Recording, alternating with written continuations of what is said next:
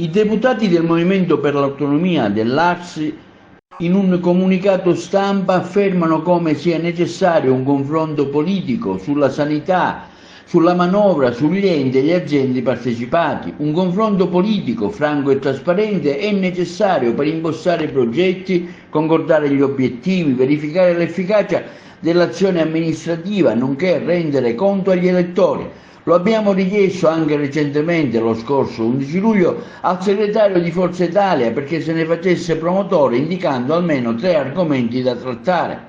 Circa il primo appunto pare superfluo evidenziare l'urgenza sui punti per i quali l'indirizzo politico è importante, dalla rete ospedaliera all'integrazione pubblico-privato. Il confronto avrebbe impedito, sostengono i parlamentari dell'MPA della regione siciliana, le chiacchiere su vendette, rabbie, ire funeste di cui si va leggendo. Comprendiamo inoltre l'odierno rammarico del presidente Schifani su balletti inqualificabili e sul sistema incancrenito che va avanti da 20 anni.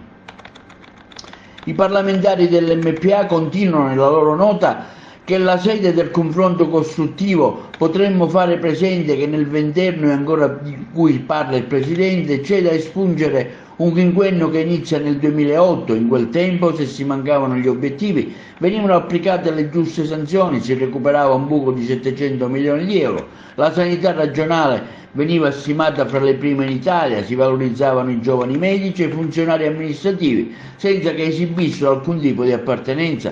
All'epoca era assessore regionale il dottore Russo e nella sede del confronto politico che si potrà raccomandare a chi di competenza la rigorosa verifica dei titoli posseduti e la veridicità delle dichiarazioni che precludono al conferimento degli incarichi a partire dai vertici ai dirigenti, dal cui impegno dipende anche la salute delle persone. Ne conseguirà la rimozione delle irregolarità compiute senza attendere il dibattito pubblico, ovvero l'azione della magistratura contabile ordinaria.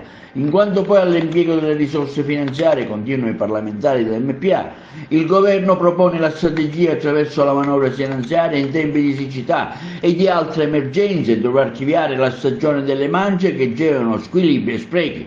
Su enti e partecipate, sempre in sede di confronto, concludono i parlamentari dell'MPA della regione siciliana, si dovranno conoscere i piani di sviluppo di ciascuno, la consistenza dei risultati ottenuti, i criteri per la selezione degli amministratori.